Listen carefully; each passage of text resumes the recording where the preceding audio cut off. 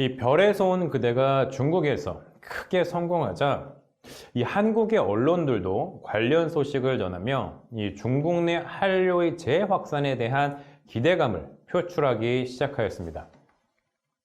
한 언론사의 경우에는 별그대가 집힌 중국 한류라는 4편짜리 시리즈 기사를 통해 별그대의 성공을 자세히 보도하기도 하였습니다.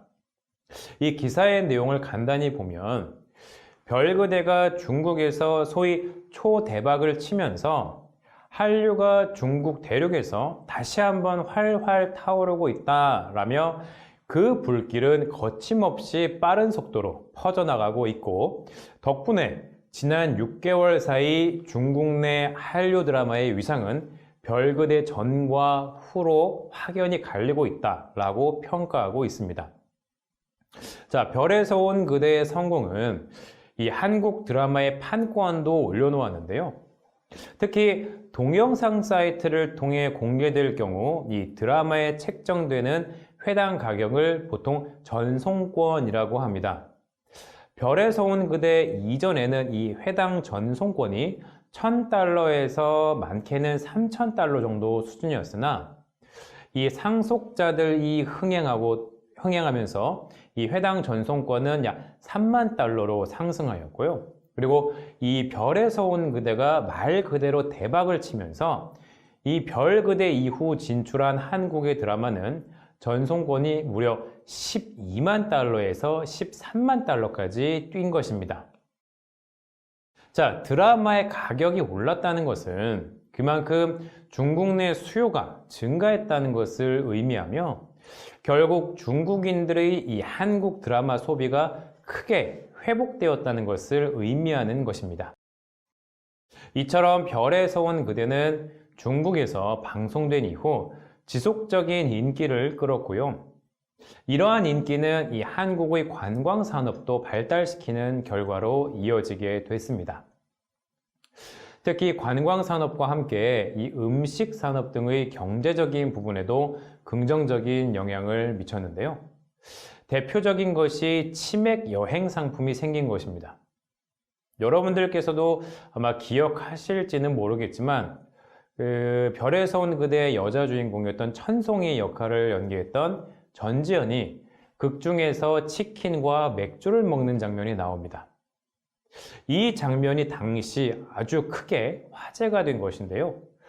중국에는 치맥이란 문화가 없었기 때문에 매우 신선하게 다가온 것입니다. 이 별에서 온 그대 덕분에 중국 내에서도 치맥 열풍이 불었는데요.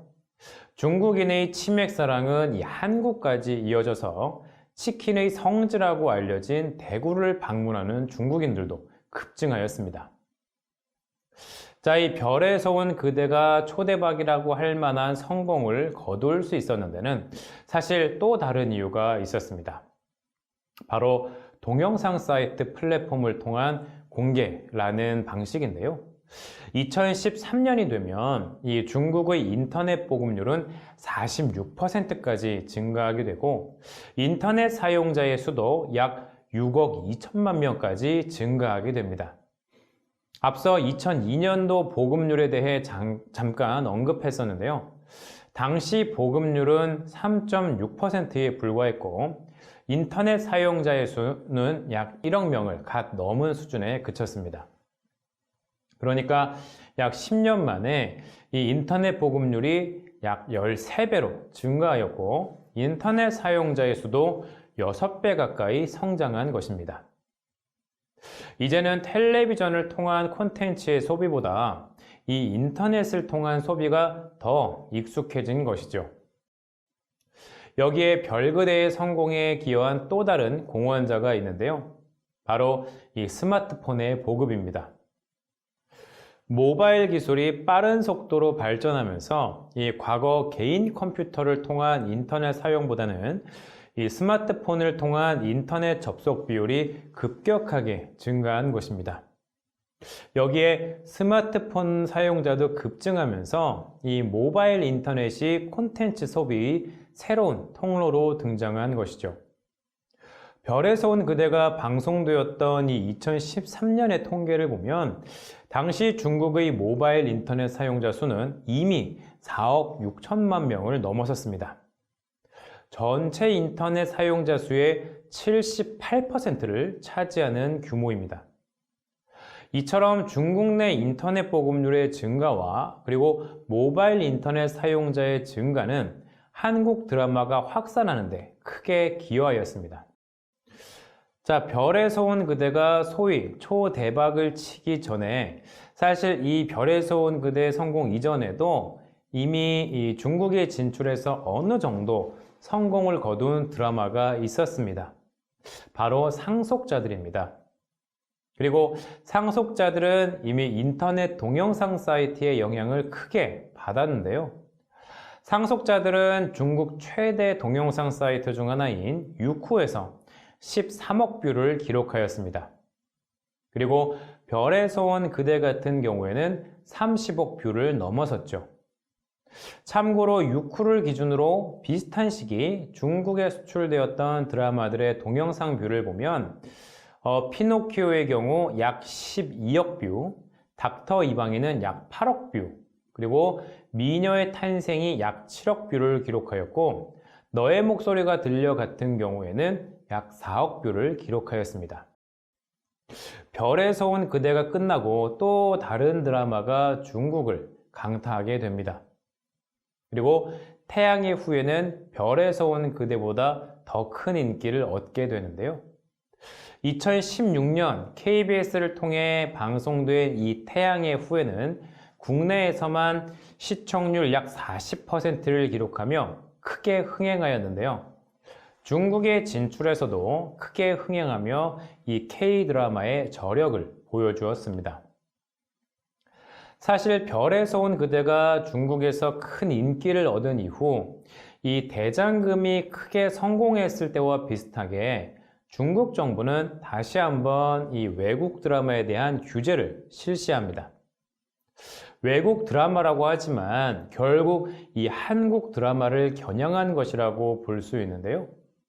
당시 중국 정부가 실시했던 규제 정책이 바로 한외령이라고 하는 것입니다. 이 한외령이라고 하는 것은 이 기존의 규제와 달리 온라인 해외 동영상 관리 관련 규정에 관한 통지입니다. 쉽게 말하면 쿼터제라는 측면에서 이 동영상 사이트를 통해 공개되는 해외 컨텐츠의 양이 중국 컨텐츠의 30%를 넘지 않아야 하고 또 내용적인 측면에서는 관련 기관의 사전 심의를 거치고 난 후에야 방영을 허용한다는 제도입니다. 결국 기존의 외국 컨텐츠 규제 정책과 비슷하게 외국 컨텐츠에 대한 수입을 제한하고 이를 통해 자국의 컨텐츠를 보호하기 위한 정부의 정책인 것이죠. 별에서 온 그대가 크게 성공함에 따라 이 한류에 대해 다시 한번 우려의 목소리가 등장한 것이라고 볼 수 있습니다. 결국 이 한외령이 선포된 이후 한국 드라마의 중국 진출은 또 자연스럽게 감소하게 됩니다. 한국 드라마의 인기가 새로운 사회 현상으로 등장하였고 이러한 현상은 중국 사회의 우려로 연결되었으며 이 같은 우려가 커짐에 따라 이 중국 정부는 규제 정책을 통해 한국 드라마의 중국 내 규모를 줄이게 된 것입니다. 그러나 중국 정부의 규제 정책에도 불구하고 이 태양의 후예는 중국에서 큰 인기를 끌게 됩니다. 태양의 후예를 통해 중국에서 다시 한번 K-드라마 열풍이 번지게 되었는데요. 물론 태양의 후예는 중국에 진출해서 성공했던 다른 한국 드라마와 달리 중국의 자본이 들어간 작품입니다. 그렇기 때문에 다른 드라마들보다 상대적으로 중국 진출에 용이했다고 볼 수도 있습니다. 하지만 한국에서도 크게 흥행했던 걸 고려하면 결국 콘텐츠의 내용이 좋았기 때문에 중국에서도 성공할 수 있었던 것입니다. 그리고 태양의 후예가 중국에서 성공할 수 있었던 요인 중에 중요한 이유가 하나 있습니다. 이와 관련하여 앞서 잠깐 언급을 했었는데요. 바로 드라마를 방영하는 방식입니다. 태양의 후예는 여러 이 흥행 요소를 모두 담고 있는 드라마라고 할 수 있습니다. 신선한 소재도 있고요. 그리고 송혜교와 송중기 같은 대형 한류 스타도 출연하죠. 그리고 이들을 통한 마케팅까지 이러한 요소들이 드라마의 성공에 큰 역할을 한 것입니다. 태양의 후예 같은 경우 이 CCTV나 위성방송 등 이 방송사의 정규 편성을 하지 않고 인터넷 동영상 전문 사이트인 iQIYI라는 온라인 플랫폼을 통해서만 공개했다는 것입니다. 이러한 방식은 이전의 드라마와 비교하여 크게 다른 부분인데요. 앞서 말씀드린 바와 같이 이 중국의 인터넷 보급률과 사용자 수의 급증이 동영상 플랫폼의 활성화로 이어졌고, 특히 모바일 인터넷 이 사용자의 수가 급증하면서 콘텐츠 소비의 방식이 크게 바뀌었기 때문입니다. 언제 어디서나 원하는 시간대와 원하는 장소에서 얼마든지 콘텐츠를 소비할 수 있게 된 것입니다. 결국 모바일 기술의 발달과 그리고 인터넷 사용자의 증가라는 요인 또한 한류의 확산에 크게 기여하게 된 것입니다. 그리고 이러한 콘텐츠 소비 방식의 변화는 이미 싸이의 강남스타일을 통해 확인할 수 있었습니다. 유튜브와 트위터 등 SNS의 파급력이 얼마나 큰지 경험할 수 있었는데요. 태양의 후예 역시 인터넷 동영상 플랫폼을 통해 공개되면서 이 컨텐츠에 쉽게 접근할 수 있도록 한 것입니다. 특히 2010년대 중반 이후 컨텐츠를 소비하는 플랫폼이 점차 이 모바일로 옮겨가는 상황에서 인터넷 편성은 아주 시기적절한 선택이었다고 할 수 있습니다. 그리고 이러한 드라마 공개 방식의 전환은 가시적인 성과로 이어졌습니다. 태양의 후예가 동영상 플랫폼 이 iQIYI를 통해 공개된 지 얼마 지나지 않아 중국 웨이보에서는 태양의 후예와 관련한 조회수가 무려 75억 뷰를 넘어섰고요. 실제 드라마 동영상 역시 15억 뷰를 넘기며 선풍적인 인기를 끌게 되었습니다. 그리고 태양의 후예에 대한 인기는 동영상에만 그치지 않았습니다. 별에서 온 그대 때와 마찬가지로 태양의 후예가 공개된 이후 한국의 관광시장 역시 크게 주목받게 되었는데요. 드라마를 통해 한국을 접한 많은 중국 사람들이 한국을 방문하여 다양한 한국 문화를 체험하고자 하였기 때문입니다. 자, 그리고 함께 영상 하나를 보실 텐데요. 이들은 중국의 건강식품 회사 쭈마이의 임직원으로서 포상 효과의 일환으로 한국을 방문하였고, 당시 방문 규모는 무려 4천여 명에 이르렀습니다. 그럼 당시의 상황에 대해서 직접 보시도록 할까요? 삼계탕 파티를 하려는 유커들로 서울 한강공원이 북적입니다.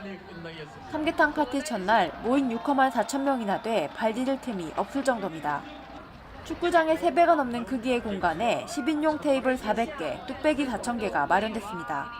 박원순 서울시장의 개회사를 시작으로 삼계탕 파티가 시작되자 행사 관련 직원들이 진공포장돼 조리된 삼계탕을 뚝배기에 옮겨 담습니다. 유커들은 연신 환호하며 삼계탕 맛을 즐깁니다.